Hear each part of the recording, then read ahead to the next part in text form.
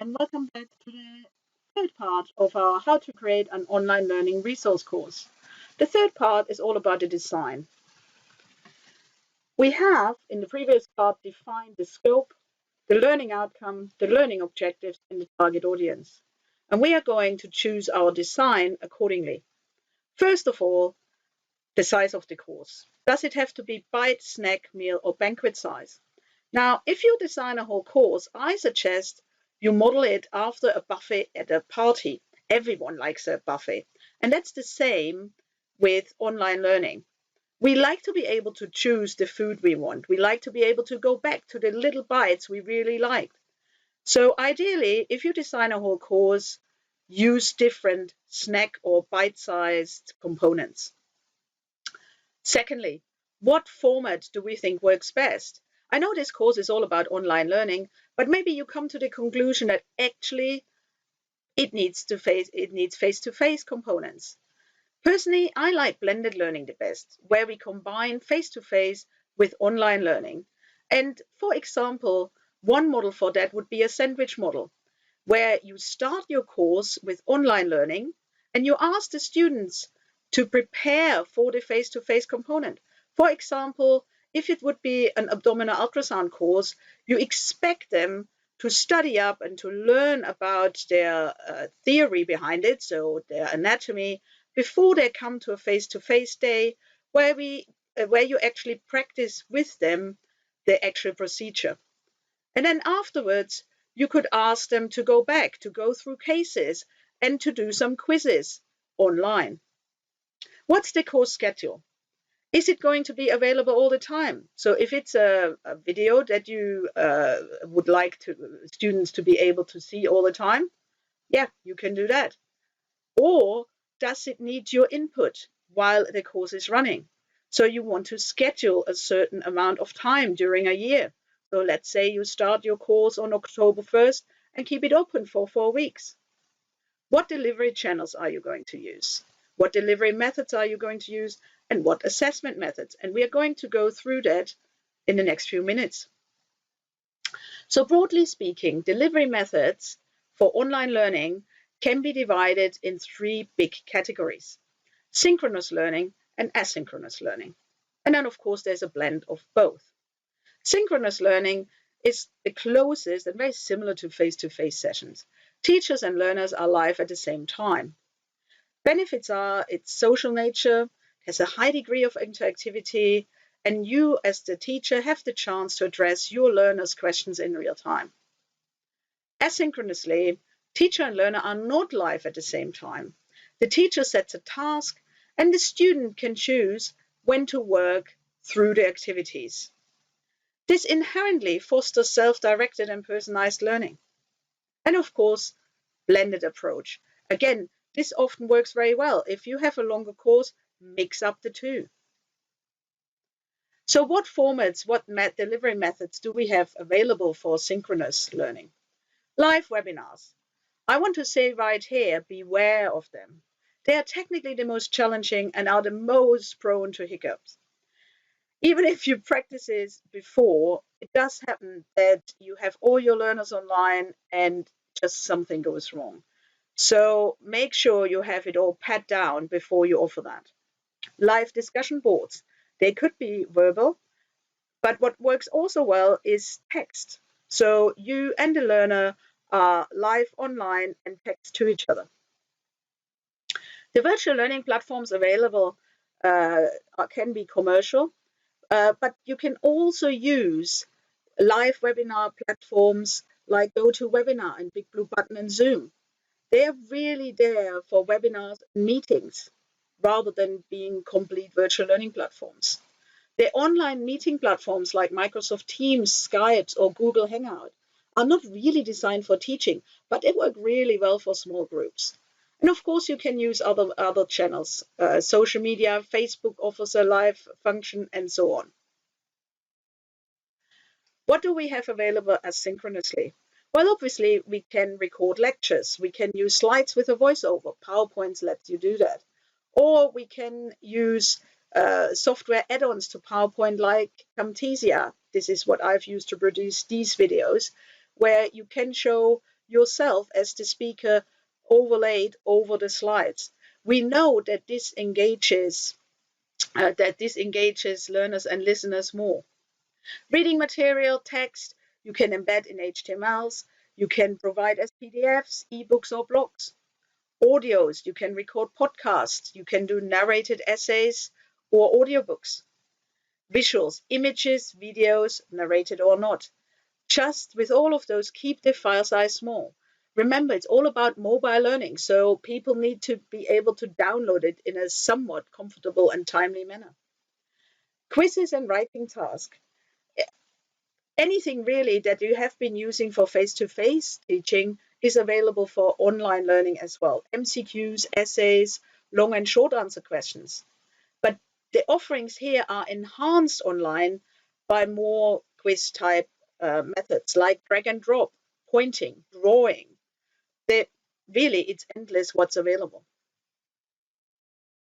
The important thing is you need to match the methods to your learning objectives. Now, I've given some examples here. Please, this is not an exclusive list. This is just some examples.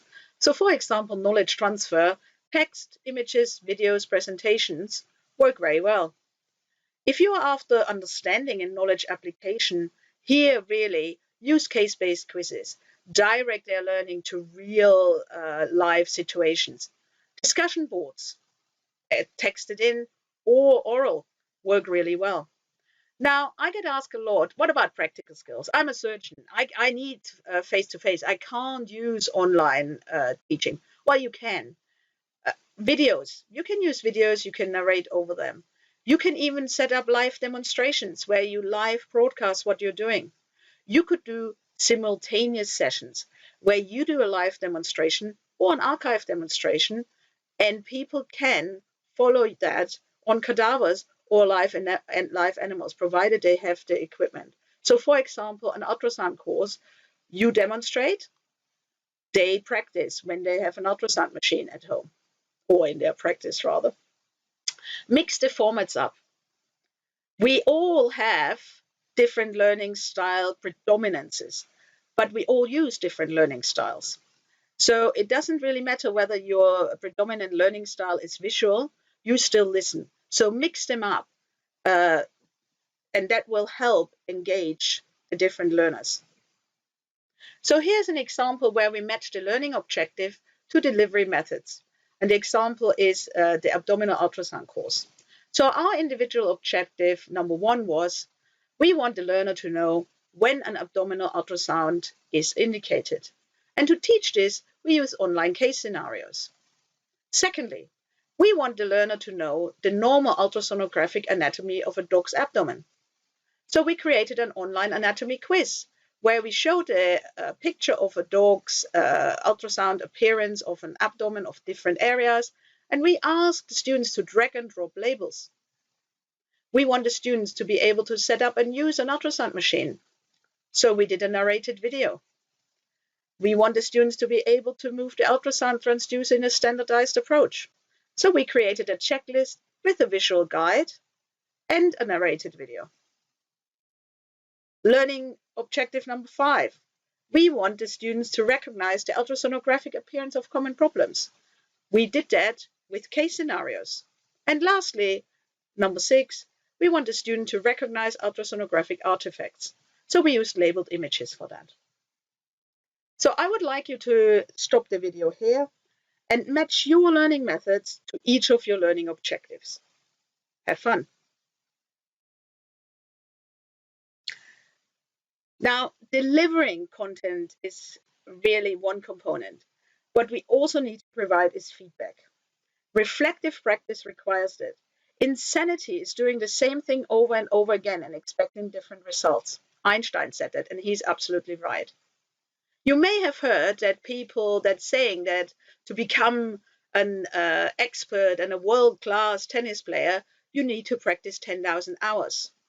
This goes back to research done by K. Anders Ericsson. And that's not actually what he said. What he said was, and what he still says, he's a professor of psychology at University of Florida. What he actually says is that you need to perform 10,000 hours of reflective practice. So we are back to Kolb's experiential cycle of learning. You need feedback. You need to think about this. You need to come up with something different to before to be able to improve. And we as teachers are the key here, because we are the ones who really are in charge of providing the feedback one way or the other.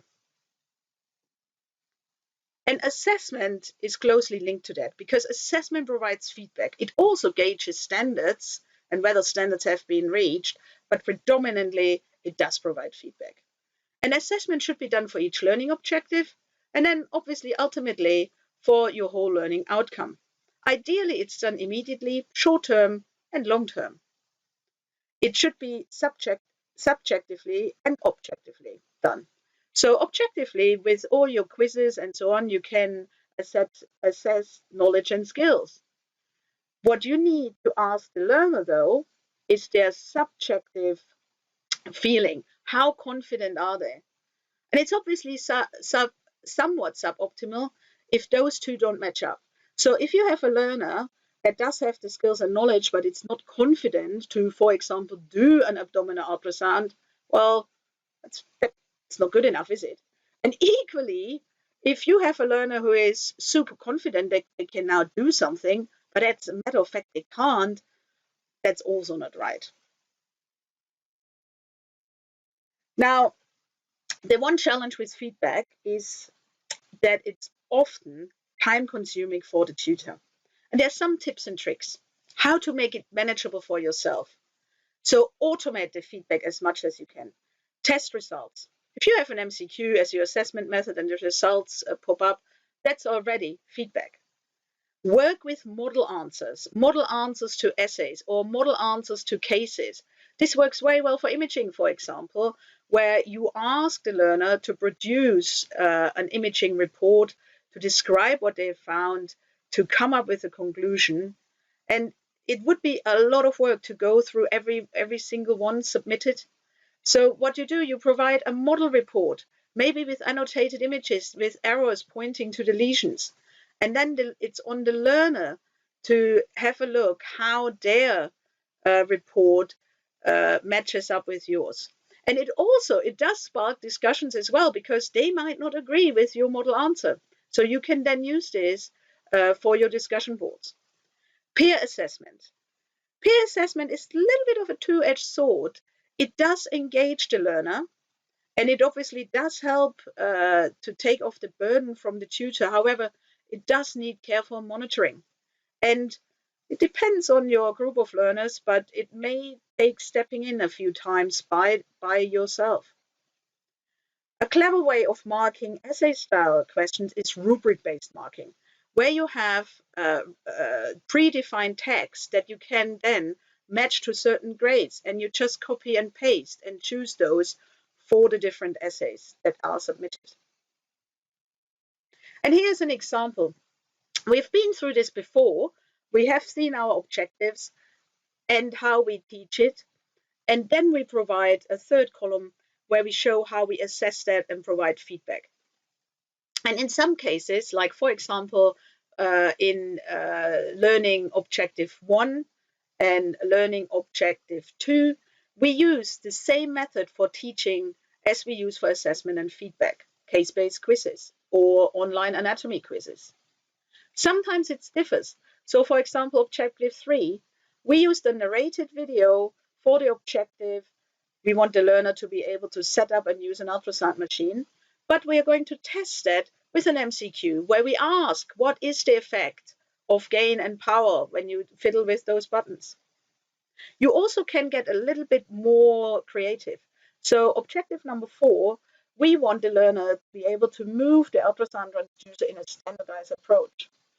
We taught that with a checklist with visual guide and a narrated video. But we want the learner to demonstrate that they can do that, to video themselves, and we will then provide them feedback on the basis of that video. So these are all different methods for feedback collection. So what I would like you to do now, go back to where you've defined your teaching method for your different learning objectives and add an assessment method to it. And I'll see you in a little while.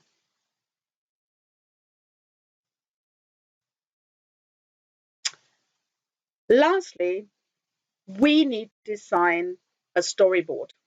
We need to bring our different learning elements in order. And we start with the introduction. So in the introduction, and this is the same for face-to-face teaching as well, we want to gain the learner's attention. We want to hook them on what we are going to deliver. A snappy title plus a catchy sentence to explain what the course is about and who it is for, why they should be there, basically. Pictures help here, but make sure you use some pictures related to the topic and not some random picture of your children, pets, or your last holiday. Clearly state the learning objectives. These should be smart and specific for the target learner and the topic. And then link what they already know to what you're going to deliver. Stimulate recall of existing knowledge and skills. This enhances engagement and also makes the learner feel more comfortable because they know they already have some sort of basis for what's going to come. Once you have done that, you can go on to presenting your own material. Use the formats you've decided on, and please make it real. It really enhances retention if you use real-world applications. That's easy for clinical courses. You just use cases they will come across in future. Provide the learner with opportunities to apply their knowledge. So this goes with your quizzes, with the methods you use for feedback. And that obviously links in with assess learning progress and provide feedback. And this is an iterative process. You go through this several times till you have fulfilled all your learning objectives. And please remember, the more interactive, the more learner engagement, and the bigger the learning effect. Overall, just to come to a conclusion here, keep it short and snappy. Instant availability of information is the norm nowadays. We all do it all the time on our mobile phones. People's time is valuable and their attention span short. Allegedly, it's 8 minutes. Learning has changed from just in case to just in time. So keep it conceptual. It's about concepts. It's about generic skills rather than specific topic-related minute detail. So keep it as short as possible. Less is more in this case. Declutter, declutter, declutter. Concepts over detail. So what that means is give preference to 2 to 8 minute bite and snack-sized learning. Avoid the traditional 45 to 60-minute dinners. Cut them up in digestible chunks and really focus on generic knowledge. Over to you again. Activity for you. Decide on the sequence of order for your learning elements. Create a storyboard. And once you've done that, declutter. I would like you to halve your storyboard. Be brutal. Half your content. Every single one of you will probably go, oh my God, she's gone utterly crazy. I know this is hard, and if you struggle, ask a colleague, or even better, a member of your target group. Ask a student or a new grad to do it for you. It's going to be harsh, but give it a go. And once you've done that, take a break and have a cup of tea, and we will see you back in part 4 where we'll discuss how to deliver. See you shortly.